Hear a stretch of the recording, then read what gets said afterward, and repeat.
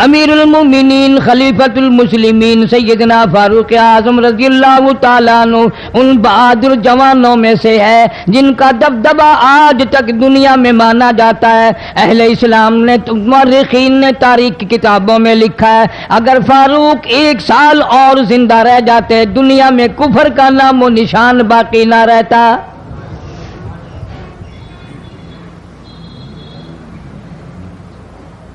جناب فاروق اعظم رضی اللہ تعالیٰ عنہ بہت بڑا عظیم انسان ہے، بہت بڑا آدمی ہے، بہت بڑی ہستی کا مالک ہے۔ جناب مدنی کریم صلی اللہ تعالیٰ علیہ وسلم کی دعا کا ثمر بن کر آیا، دعا کا نتیجہ بن کر آیا۔ ابراہیم علیہ السلام نے بیت اللہ کی تعمیر کرتے وقت دعا مانگی، بیت اللہ بناتے وقت دعا مانگی، امام الانبیاء صلی اللہ علیہ وسلم کو مانگا، گویا خلیل اللہ نے حبیب اللہ کو مانگا۔ خلیل کی دعا کا ثمر، خلیل کی دعا کا جواب، خلیل کی دعا کا نتیجہ کم سے کم 4000 سال بعد آیا۔ کالی کملی والے صلی اللہ علیہ وسلم نے جو فاروق اعظم کے لیے جھولی پھیلائی، ادھر جھولی پھیلائی، ادھر فاروق اعظم سامنے کھڑے تھے۔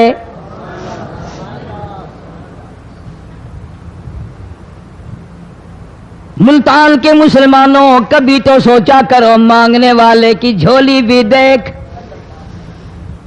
مانگنے والا کوئی عام آدمی نہیں، کوئی بادشاہ نہیں، کوئی فقیر نہیں، کوئی پیر نہیں، کوئی مولوی نہیں، کوئی عام آدمی نہیں۔ مانگنے والے کو بھی دیکھ، مانگنے والے کی جھولی کو بھی دیکھ، اور دینے والے رب العالمین کے خزانے کو بھی دیکھ، اور آنے والے فاروق اعظم کو بھی دیکھ۔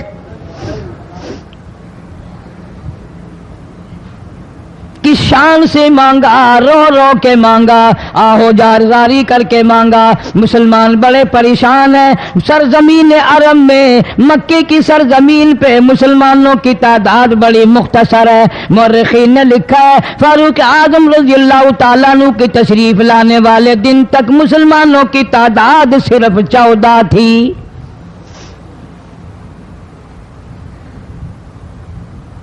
بہت پریشان کیا گیا مسلمانوں کو۔ تمہیں آج قرآن کی کیا قدر ہو، تمہیں آج ایمان کی کیا قدر ہو، تمہیں آج اسلام کی کیا قدر ہو۔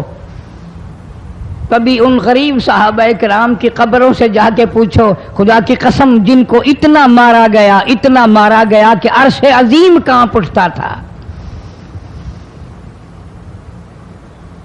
مردوں کو مار پڑی، عورتوں کو مار پڑی، نوجوان بچیوں کو مار پڑی اسلام اور ایمان کی وجہ سے۔ آج تو بھی مسلمان بنا پھرتا ہے، میں بھی مسلمان بنا پھرتا ہوں، پتہ چلے گا موت کے وقت اسلام پہ موت آئی یا کفر پہ آئی۔ آخری وقت کس حال میں ہوگا کوئی نہیں جانتا۔ ادھر جناب نبی پاک صلی اللہ تعالی علیہ وسلم صحابہ کرام کی تکلیفوں کو دیکھ کر رات دن رویا کرتے تھے۔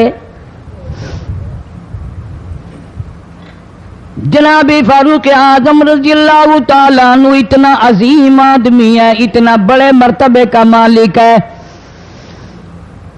دو آدمیوں میں تلخی ہو گئی، لڑائی ہو گئی تلوار پہ۔ ایک مسلمان منافق ہے، ایک یہودی ہے، وہ کہتا ہے تلوار میری ہے، وہ کہتا ہے تلوار میری ہے۔ جناب نبی پاک صلی اللہ تعالی علیہ وسلم کے پاس تشریف لے آئے، حضور کی خدمت میں دونوں آ گئے، معاملہ سامنے رکھ دیا۔ جناب نبی پاک صلی اللہ تعالی علیہ وسلم نے معاملے کی تحقیق کر کے تلوار یہودی کو دے دی، اصل میں تھی بھی یہودی کی۔ وہ مسلمان جو تھا منافق باہر نکل کے یہودی کو کہنے لگا کہ یار فیصلہ تو ہو گیا پر مزہ نہیں آیا، میں تو حضرت عمر سے فیصلہ کراؤں گا دوبارہ۔ اب یہودی تو جانتا تھا کہ مسلمان ہو اور نبی پاک صلی اللہ علیہ وسلم کے فیصلے کے خلاف کرے، یہ ناممکن ہے، یہ ہو نہیں سکتا۔ وہ کہنے لگا بھائی جہاں دل کرے وہاں چلو۔ وہ منافق فاروق اعظم کے پاس آیا یہودی کو لے کر اور کہنے لگا کمال ہے یار تمہارے بھی، اچھے لوگ ہو، تمہیں مسلمان کی قدر ہی نہیں۔ فاروق اعظم نے پوچھا کیا ہوا؟ وہ کہنے لگا حد ہوگی، تم کلمہ پڑھنے والے کی قیمت ہی نہیں جانتے، قدر ہی نہیں کرتے۔ اس نے کہا بھئی ہوا کیا؟ کہ دیکھو تلوار میری تھی، اس کو مل گئی، فیصلہ کریں آپ۔ یہودی جانتا تھا، کہنے لگا بھائی پہلے بات سن لینا، تمہارے نبی پاک صلی اللہ علیہ وسلم نے پہلے فیصلہ فرمایا، تلوار مجھے دے دی ہے، میری ہے۔ میں نے کہا جاؤ بھائی فیصلہ تو ہو گیا۔ وہ منافق کہنے لگا نہیں جی میں تو آپ سے فیصلہ کراؤں گا۔ فاروق اعظم فرمانے لگے فیصلہ تو ہو گیا جاؤ۔ انہوں نے کہا نہیں جی آپ فیصلہ کریں۔ انہوں نے کہا اچھا نبی کے فیصلے کے بعد مجھ سے فیصلہ کرانے آئے ہو؟ کہ جی ہاں میں تو آپ سے فیصلہ کراؤں گا، کہ پھر تشریف رکھو میں فیصلہ کر دوں گا۔ حضرت عمر رضی اللہ تعالی عنہ تشریف لے گئے، اندر گھر میں تلوار لے آئے، فرمایا اب بھی چلے جاؤ فیصلہ ہو گیا۔ وہ منافق کہنے لگا نہیں جی آپ فیصلہ کر دیں۔ انہوں نے کہا اچھا میں فیصلہ کرتا ہوں۔ اٹھائی تلوار، ماری گردن پہ، وہ جا کے پڑی کہ جو میرے محبوب کریم صلی اللہ علیہ وسلم کے فیصلے کو نہیں مانتا، میرے پاس اس کے لیے یہ فیصلہ ہے۔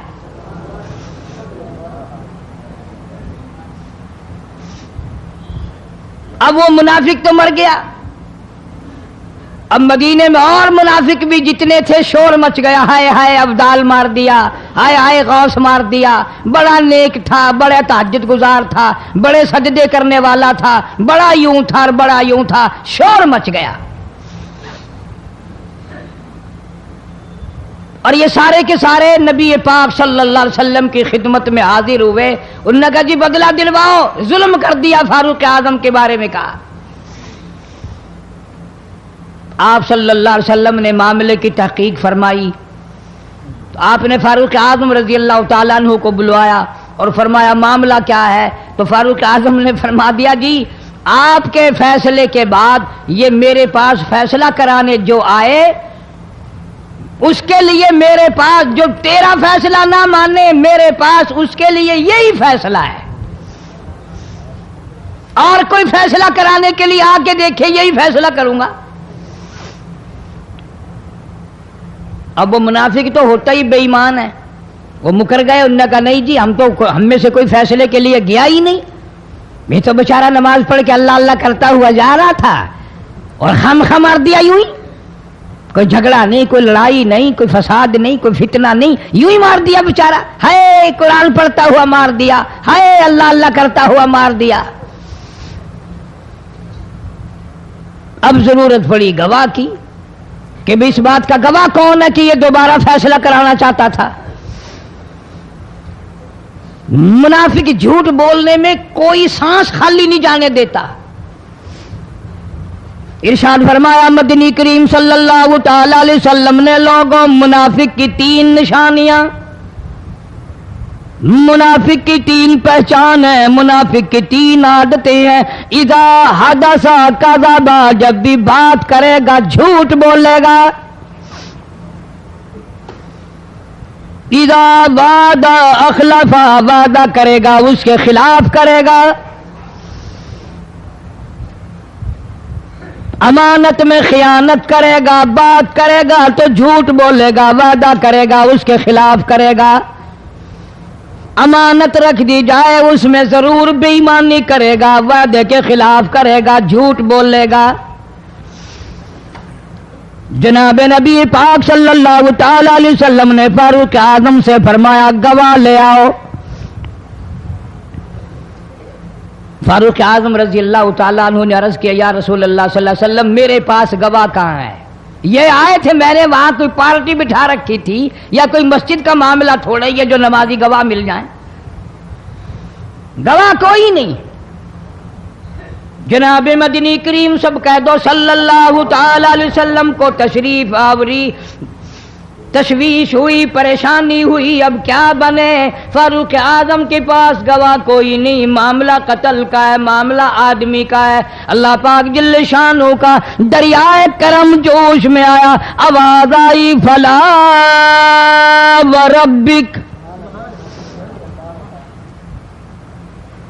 काश मुसलमानों तुम कुरान करीम का अंदाज समझते, तुम्हें कुरान के रबत ज़बत का पता होता, तुम्हारे दिल में ये यकीन होता कि जैसे अंग्रेजी से नौकरी मिल जाती है, अरबी पढ़ने से जन्नत मिल जाएगी, जरा बराबर भी यकीन होता तुम इस आयत को पढ़कर मर जाते।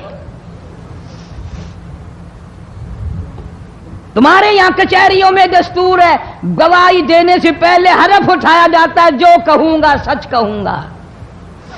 अगर से सच वो हमारी अदालतों में फिर भी सच नहीं कहता। सच कहलवाने वाले सच्चे नहीं, सच कहने वाला सच्चा नहीं। जिसकी अदालत में कहा जा रहा है अदालत सच्ची नहीं, गलत हलफनामे इस्तेमाल किए जाते हैं।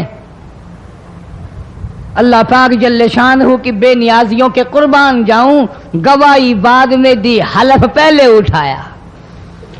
फरमाया फला व रब्बिक, मुझे अपनी किबरियाई की कसम और मेरे महबूब मुझे तेरे रब की कसम, ला युमिनून,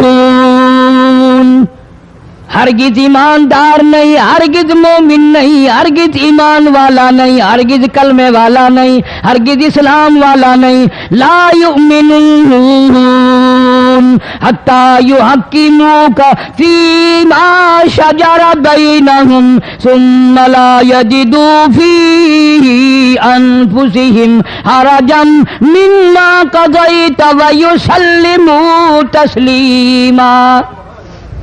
कुरान करीम में अल्लाह पाक फरमाते हैं, मुझे तेरे रब की कसम, मैं गवाही देता हूँ, वो आदमी ईमानदार हो ही नहीं सकता, वो ईमान वाला बन ही नहीं सकता, वो कलमे वाला हो ही नहीं सकता, इस्लाम वाला हो ही नहीं सकता, जो मेरे महबूब तेरे फैसले को ना माने, जो तेरा फैसला ठुकरा दे, जो तेरे फैसले को तस्लीम ना करे। मैं खुदा अदालत में गवाह बनकर आया, मैं गवाही देने के लिए आया हूँ, वो ईमानदार है ही नहीं जो काली कमली वाले सल्लल्लाहु ताला अलैहि वसल्लम के फैसले को ना माने। इलाहुल आलमीन जुबान से मान ले, ऊपर ऊपर से तस्लीम कर ले, अंदर दिल दिल में खोट रखे, अच्छा नहीं हुआ, सही नहीं हुआ, मेरा हक मारा गया, ये अच्छा इस्लाम है, ये अच्छा कुरान है, ये अच्छी अदालत है। अल्लाह पाक ने गवाही दे दी, फरमाई जुबान से 1000 मर्तबा माने, ला यजिदू फी अनफुसिहिम हरजम मिम्मा क़ज़ैता व युसल्लिमू तस्लीमा। मेरे महबूब करीम सल्लल्लाहु अलैहि वसल्लम, तेरे रब की कसम, जिसके दिल में तेरे फैसले की बात जर्रा बराबर भी शक रहे, वो ईमानदार हो ही नहीं सकता।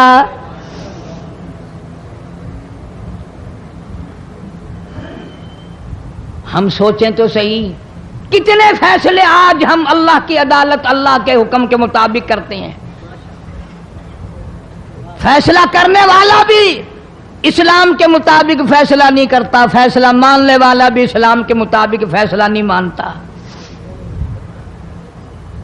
आपके सामने है जो कुछ इस कायनात में हो रहा है। जनाब फारूक आजम रज़ियल्लाहु ताला अन्हु इस हालत में तशरीफ लाए, इमामुल अंबिया महबूब किबरिया हजरत मोहम्मद मुस्तफ़ा सल्लल्लाहु ताला अलैहि वसल्लम की ज़ात अक़दस है। दारे अरकम में नमाज के लिए वुजू फरमा रहे हैं, नमाज की तैयारी फरमा रहे हैं। फारूक आजम ईमान लाने के लिए तशरीफ लाए, हाजिर खिदमत हुए, कलमा पढ़कर मुसलमान हो गए और आप नमाज पढ़ने के लिए खड़े होने लगे। दारे अरकम के मकान में अंदर कोठड़ी में फारूक पूछने लगा, मेरे आका ये क्या करने लगे हो? फरमाया, उमर नमाज पढ़ने लगा हूँ, रब की इबादत करने लगा हूँ।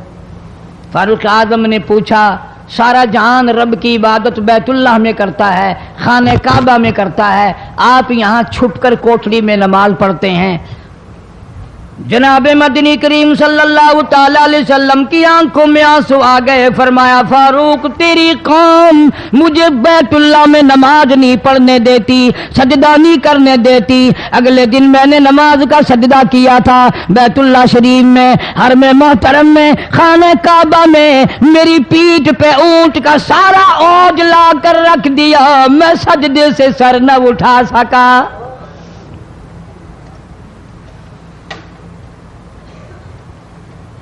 جناب صدیق اکبر رضی اللہ تعالیٰ عنہ فرماتے ہیں جناب محمد عربی صلی اللہ تعالیٰ علیہ وسلم نے حرم محترم میں بیت اللہ شریف میں کھڑے ہو کر قرآن مجید کی 2-4 آیتوں کی تلاوت فرمائی. سارا مکہ مارنے لگا. کسی نے ادھر سے مارا, کسی نے ادھر سے مارا, کسی نے دھکا دیا, کسی نے جوتا مارا, کسی نے پتھر مارا. صدیق اکبر پہنچائے اور آپ نے آواز بھی لگا دی اتقتلون رجلا, تم اس آدمی کو قتل کیوں کرتے ہو جو اتنی بات کہتا آئی یقول ربی اللہ.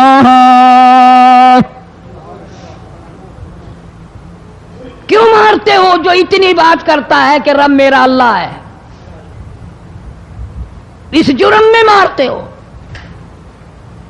صدیق اکبر رضی اللہ تعالیٰ عنہ فرماتے ہیں میرے منع کرتے کرتے بچاتے بچاتے ہٹاتے ہٹاتے ایک ظالم آگے بڑھا اور اس نے مدنی کریم صلی اللہ تعالیٰ علیہ وسلم کے گلے میں کپڑا ڈال کر اتنے بل چڑھائے.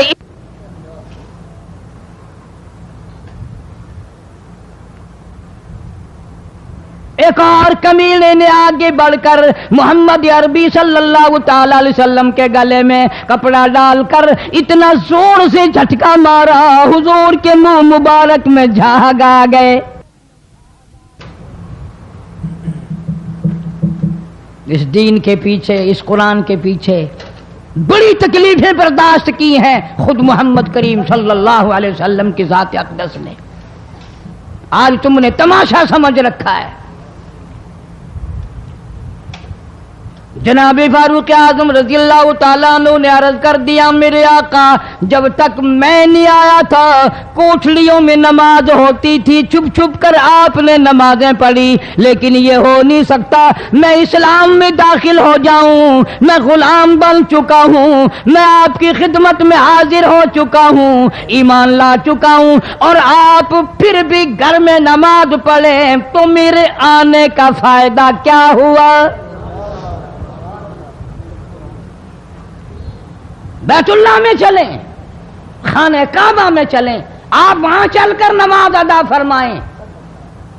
عمر تیری قوم مارے گی, ہماری تعداد بڑی ہے, بہت تھوڑی ہے, ہم بڑے کمزور ہیں, مارتے ہیں. میرا گلا گھونٹا گیا, میری پیٹھ پہ اونٹ کا سارا اوج لا کے رکھ دیا گیا. خطاب کا بیٹا کہتا ہے آقا سب کچھ ہوا, خود دیکھا اور خود کیا, سب کچھ سنا, سب کچھ ہوا, لیکن یہ سارے معاملات میرے آنے سے پہلے تھے. میرے آقا اب چلو بیت اللہ میں نماز آپ پڑھیں, میں جانوں سارا مکہ جانے.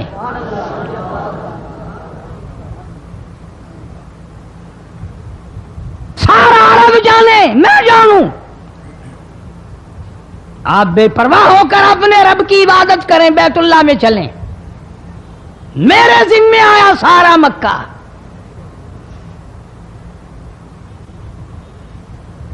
آپ لوگ تو یہ نقطے سمجھیں گے ہی نہیں. چاہیے یہ تھا کہ حضور کریم صلی اللہ علیہ وسلم فرماتے چلو ابھی ابھی تو مسلمان ہوا ہے, ایک ہفتہ تو ٹھہر جا پھر چلیں گے, ہم تجھے بھی دیکھ لینا کتنے پانی میں ہے, تجھے بھی دیکھ لینا کتنے پانی میں ہے. نہیں, فاروق اعظم کی زبان پر حضور کو اتنا اعتبار تھا, اسی وضو سے اسی وقت بیت اللہ میں تشریف لے گئے. تجھے 60 سال ہو گئے کلمہ پڑھتے پڑھتے, تیرے کلمے کا کچھ نہ بنا, تیرے دین کا کچھ نہ بنا, تیرے ایمان کا کچھ نہ بنا, تیری ٹٹی داڑھی ہوگی پڑھتے پڑھتے, نہ معلوم مرتے وقت کفر پہ مرے گا یا کلمے پہ مرے گا. لیکن فاروق کو کلمہ پڑھے ہوئے 2 منٹ نہیں ہوئے, کالی کملی والے کو اس کے کلمے پہ کتنا بڑا یقین ہے, فوراً بیت اللہ میں تشریف لے گئے.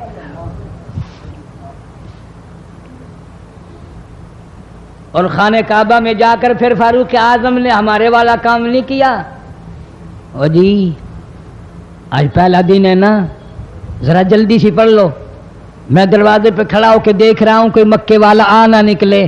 ہاں خام خواہ جھگڑا نہ ہو جائے، جھگڑا اچھی چیز نہیں نا جی، آپ جلدی سے ذرا فارغ ہو جائیں. یہ نہیں، جناب مدنی کریم صلی اللہ تعالی علیہ وسلم نماز پڑھنے کے لیے بیت اللہ میں کھڑے ہو گئے. فاروق اعظم خانہ کعبہ کی چھت پہ چڑھ گئے اور آواز لگا دی، او مکے والوں، او مکے کے شیروں، او مکے کے بہادروں، او مکے کے دلیروں، او مکے کے مردوں، او مکے کے نوجوانوں، قریشیوں، سارے مکے والے سن لیں، سارے عرب والے سن لیں. تمہاری اطلاع کے لیے میں اعلان کرتا ہوں، آؤ دیکھو کر لو کیا کرتے ہو. میرا محبوب بیت اللہ میں نماز پڑھنے لگا ہے.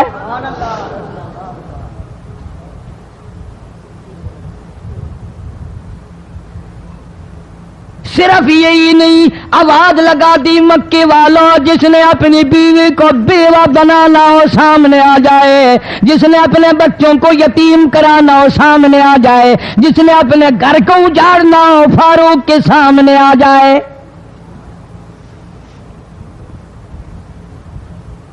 وہ کتنا بڑا جوان ہوگا جس کے آنے سے نبی نے بیت اللہ میں نماز ادا فرمائی. بیت اللہ میں نماز ہوئی، خانہ کعبہ میں نماز ہوئی. کتنا بڑا منصف، کتنے بڑے عدل کا مالک. بیت المقدس کو فتح کرنے کے لیے لڑائی نہیں کرنی پڑی، انصاف کام آ گیا. آگے بڑھ کر چابیاں حوالے کر دی بھائیوں نے.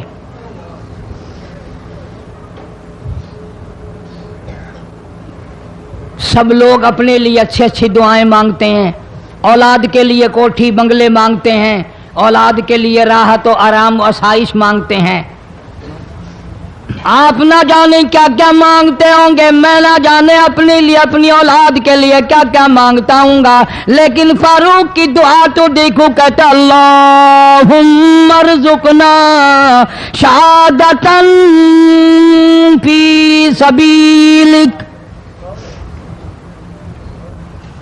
مولا تیری حضور میں میری التجا ہے، میری دعا ہے، میری مناجات ہے. میں تیری حضور میں دعا مانگتا ہوں، مولا مجھے بستر کی موت سے بچا، میں اپنے گھر کی موت سے پناہ مانگتا ہوں، تیری راہ میں تیرے نام پہ قربانی دیا چاہتا ہوں. شہادت یوں ہی نہیں ملا کرتی، اس کے لیے تو بڑی تگ و دو کرنی پڑتی ہے، اس کے لیے بڑی جستجو کرنی پڑتی ہے، اس کے لیے بڑے دامن پھیلانے پڑتے ہیں، اس کے لیے بڑی دوڑ دھوپ کرنی پڑتی ہے. یوں ہی تو اللہ پاک نے اعلان نہیں کر دیا، فرمایا وَلَا تَقُولُوا لِمَن يُقْتَلُ فِي سَبِيلِ اللَّهِ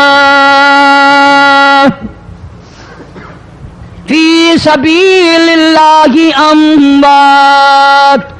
اللہ فرماتے ہیں اور لوگوں جو میرے نام پہ سر کٹا دے، میرے نام پہ مر جائے، میرا کام کرتا کرتا مر جائے، میرا قرآن پڑھتا پڑھتا مر جائے، میری نماز کا سجدہ کرتا کرتا مر جائے، میرا نام لیتا لیتا مر جائے، اللہ فرماتے ہیں میرے یہاں اس کا اتنا بڑا مرتبہ ہے، تم دنیا میں رہنے والوں کو، فرشتوں کو اجازت نہیں کہ ایسے مرنے والے کو مردہ نہ کہیں. بل احیاء ولکن لا تشعرون. وہ زندہ ہیں، تمہیں ان کی زندگی کی تمیز نہیں ہے، سمجھنے کا سلیقہ اور شعور نہیں ہے. فاروق اعظم دعا مانگتے ہیں اللہم ارزقنا شہادتاً فی سبیلک. یا اللہ تیری راہ میں شہادت کی موت مانگتا ہوں. کابل سے لے کر طرابلس تک اسلام کا جھنڈا لہرانے والا فاروق اعظم،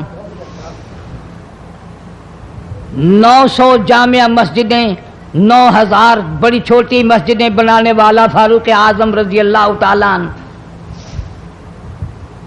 جس کے دور خلافت میں اسلام کو اتنی ترقی ملی اسلام کو اتنا عروج ملا اور وہ بات پوری کر کے دکھائی جو کالی کملی والے صلی اللہ علیہ وسلم نے دعا مانگی تھی کہ فاروق کو اگر ایمان مل جائے تو تیرے اسلام کو شان مل جائے گی، شوکت مل جائے گی، عظمت مل جائے گی۔ عظمت بن کے دکھایا اور محبت کا معیار عرض کر دیا، وجعل موتنا فی بلد محمد صلی اللہ علیہ وسلم۔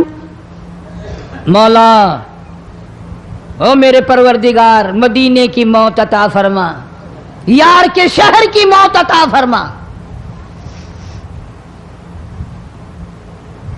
اللہ میاں نے جواب دیا، میرے فاروق میں تیرے دل کی دھڑکنوں سے واقف ہوں، تیری دعا کے صرف الفاظ نہیں، میں تیری رگوں کے خون کے قطرے قطرے سے واقف ہوں۔ تجھے تو دفن کے لیے ایسی جگہ دوں گا بالکل اپنے محبوب کریم صلی اللہ علیہ وسلم کے بغل میں، برابر میں۔ کیوں؟ میرے محبوب کو بھی تجھ سے بڑی محبت ہے، اتنا قریب تجھے قبر کی جگہ دوں گا، جب اس کا دل کرے وہ تجھے دیکھ لے، جب تیرا دل کرے تو دیدار کر لے۔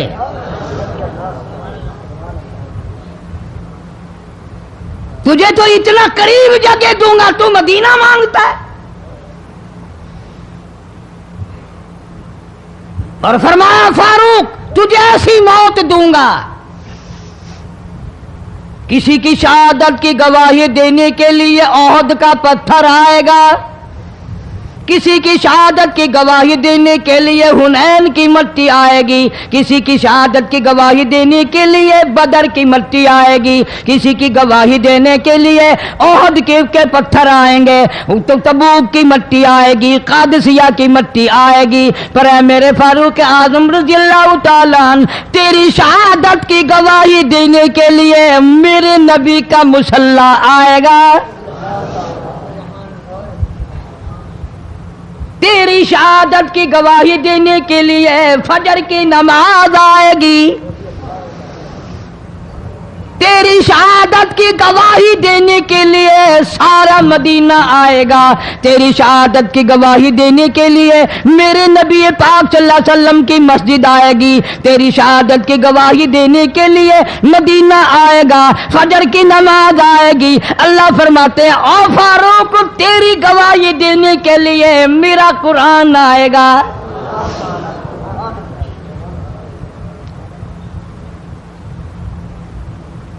نماز پڑھاتے ہوئے اللہ نے ایسی دعا قبول کی، مسجد نبوی ہو، محراب نبی کا، منبر نبی کا، مسجد نبی کی، شہر نبی کا، کون سا شہر؟ لا اقسم بہذا البلد، میرے محبوب مجھے تیرے اس شہر کی گلیوں کی قسم، وانت حل بہذا البلد، میرے محبوب تیرے وطن کی قسم، تیرے شہر کی قسم، تیرے گلیوں کی قسم۔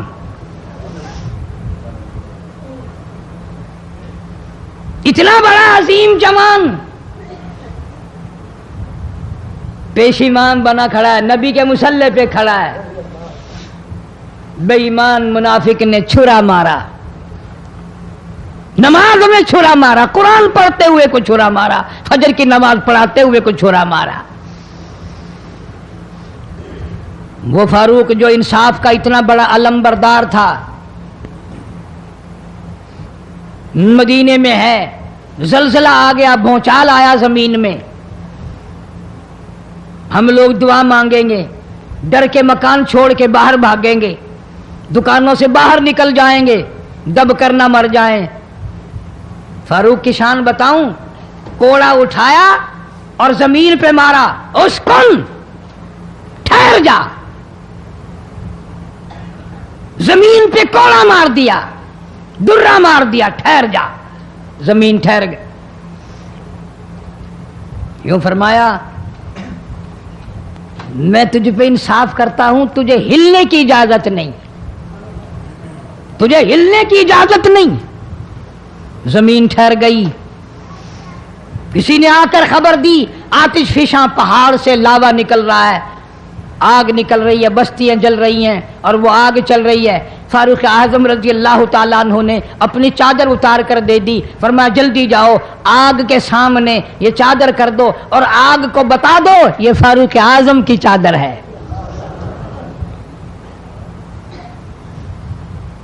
تاریخ شاہد ہے، فاروق اعظم رضی اللہ تعالیٰ عنہ کی چادر کو دیکھ کر آگ بجھ نہیں گئی، بسم نہیں گئی، ختم نہیں ہوئی، واپس ہو کر پہاڑ میں داخل ہو گئی۔ زمین پہ زلزلہ آیا تو درہ مار دیا، آگ جلاتی جا رہی ہے تو چادر دیکھ کر واپس ہو گئی۔ پانی کو خط لکھ دیا، اگر اللہ کے حکم سے بہتا ہے تو بہتا رہے، ورنہ ہمیں تیری کوئی ضرورت نہیں۔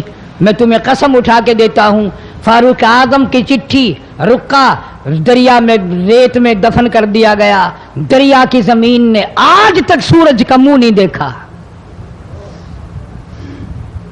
جمعہ پڑھاتے وقت، خطبہ ارشاد فرماتے وقت آواز لگا دی مسلمان لشکر کو، ہوشیار ہو جاؤ چاروں طرف تمہارے کافر گھیرا ڈالنے والا ہے۔ کئی سو میل دور تھے، وائرلیس نہ تھی، ریڈیو نہ تھا، ٹی وی نہ تھا، ٹیلی گراف نہ تھا، ٹیلی فون نہ تھا، ہوا نے فاروق اعظم کی آواز کو مدینے مسجد نبوی سے اٹھا کر صحابہ کہتے ہیں ہم نے اس طرح آواز سنی جیسے فاروق ہمارے سر پہ بول رہا ہو۔ ہوا نے احترام کیا، زمین نے احترام کیا، آگ نے احترام کیا، پانی نے احترام کیا۔ تو اگر احترام نہیں کرے گا تو فاروق کی شان میں کمی نہیں آنے والی۔ اتنا بڑا عظیم جوان کالی کملی والے صلی اللہ تعالی علیہ وسلم نے فرمایا جب فاروق جنت الفردوس میں تشریف لے جائیں گے 70,000 آدمی ساتھ جائے گا۔ نہ جانے کون خوش قسمت لوگ ہوں گے جو فاروق اعظم رضی اللہ تعالیٰ عنہ کے جھنڈے کے نیچے ہو کر جنت میں جائیں گے۔ اتنا اللہ والا جوان، اتنے خوف والا جوان۔ میں ایک بات عرض کروں گا، اندازہ لگا لینا، تیری بات کا لحاظ کونسلر کرے گا، تیرا لحاظ چیئرمین کرے گا، تیرا لحاظ تھانے دار کرے گا، تیرا لحاظ کوئی معمولی افسر کرے گا، تیرا لحاظ کوئی دنیا دار کرے گا، تیرا رشتہ دار تیرا لحاظ کرے گا، تیرا یار تیرا لحاظ کرے گا۔ فاروق اعظم کی سیرت اور زندگی کے بارے میں اتنی سی بات کروں گا، اللہ تبارک و تعالیٰ کی عطا کا کیا کہنا، اس کی دین کا کیا کہنا۔ جو فاروق فرش پہ پسند کرتا ہے مالک کی کائنات عرش پہ وہی پسند فرماتے ہیں۔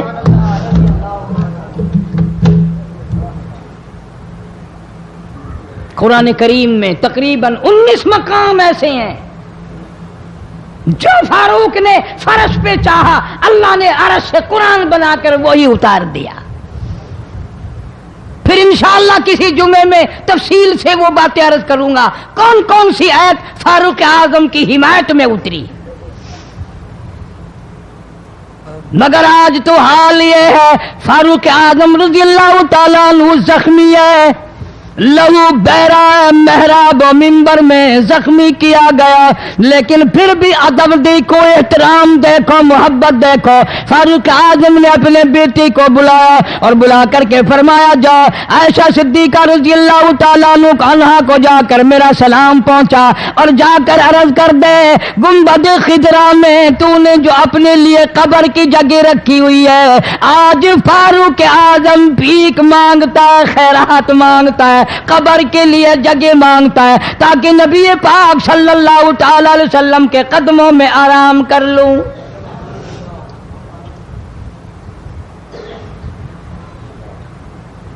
حضرت عبداللہ بن عمر رضی اللہ تعالیٰ عنہ تشریف لے گئے، جا کر حضرت عائشہ صدیقہ رضی اللہ تعالیٰ عنہ سے سلام عرض کیا اور یوں فرمایا کہ جا کے یوں کہہ دینا کہ ہے چھپائے منہ کفن میں آج عمر اور سوالی آپ سے ہے سر بسر۔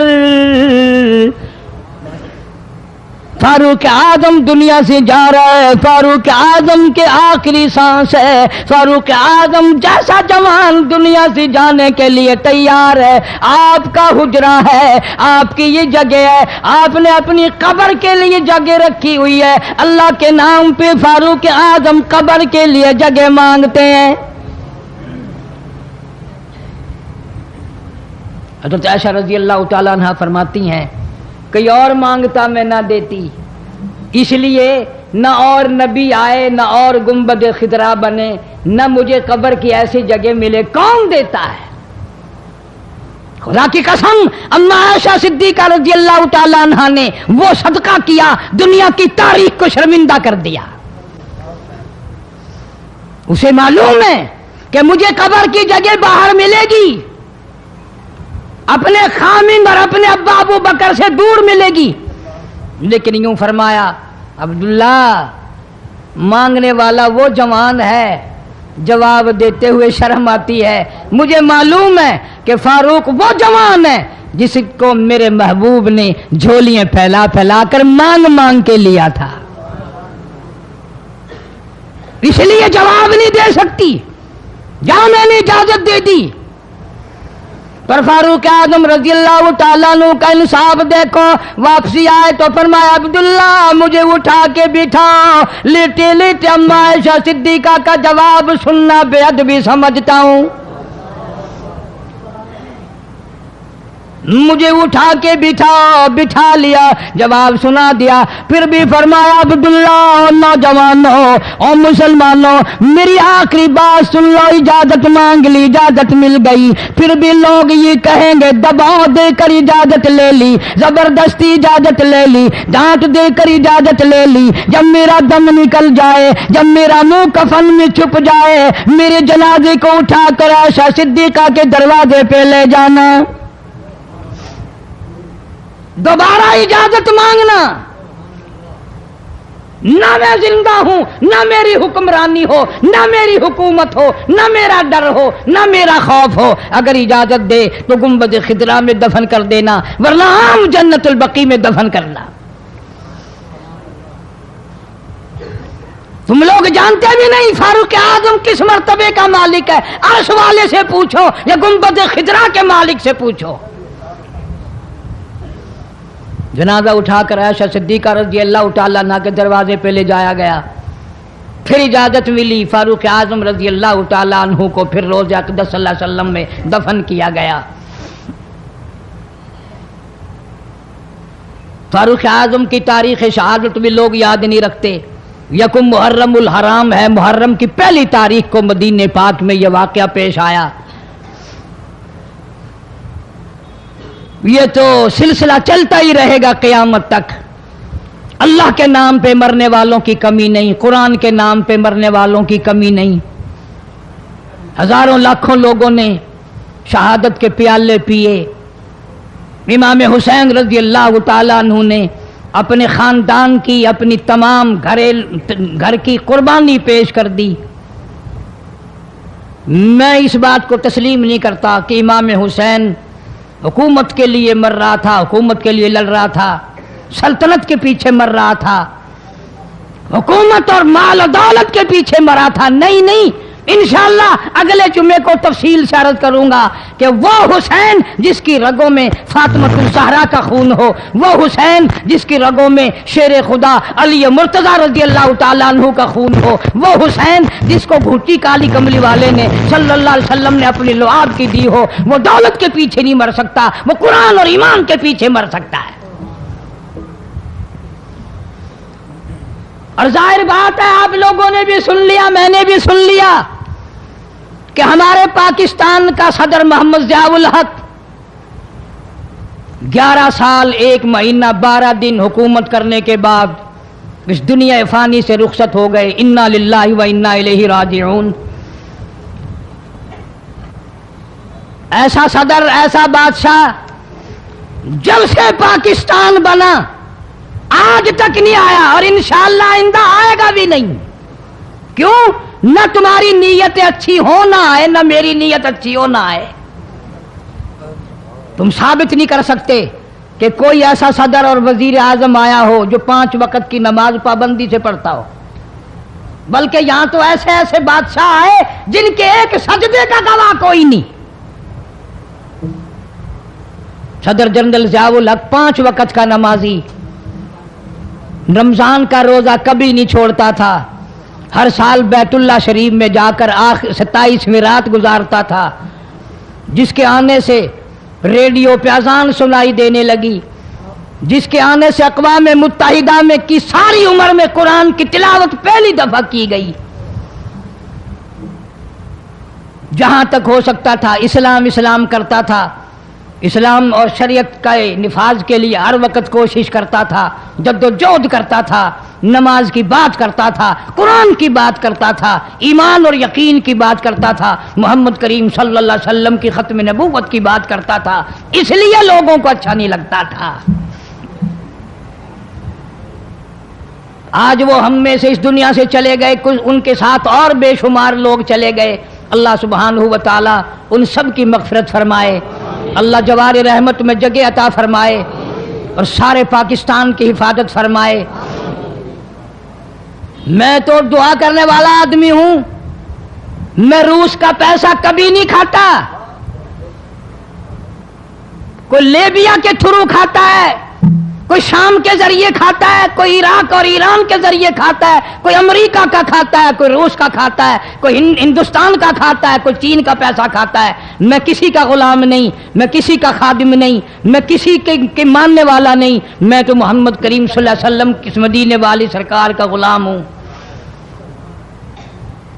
صاف بات کہوں گا کہ صدر ضیاء الحق جیسا تم صدر انشاءاللہ لا نہیں سکو گے۔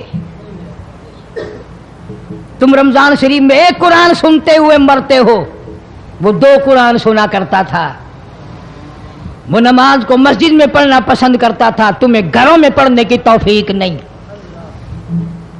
اور جتنے تم ان کی سازشیں کرنے والوں، برا کہنے والے ہو، کوئی صدیوں کی بات نہیں، ہم نے تمہیں بھی دیکھ رکھا ہے اچھی طرح سے، 70 سے لے کر 77 تک کا تمہارا حال سب کو معلوم ہے، کون بھول گیا تمہیں؟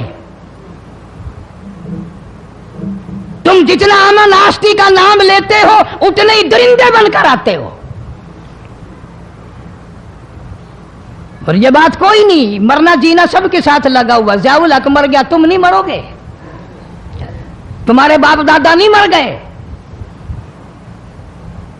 صدر ضیاء الحق کے بچوں کو تو پھر بھی کچھ نہ کچھ مل جائے گا، ممکن ہے تیرے بچوں کو جب تو مرے مانگی ہوئی بھیک کے ٹکڑے بھی نہ ملیں۔ بدماشی کرتے ہیں کئی لوگ، بکواس کرتے ہیں مرنے کے بعد، ٹکے ٹکے کے آدمی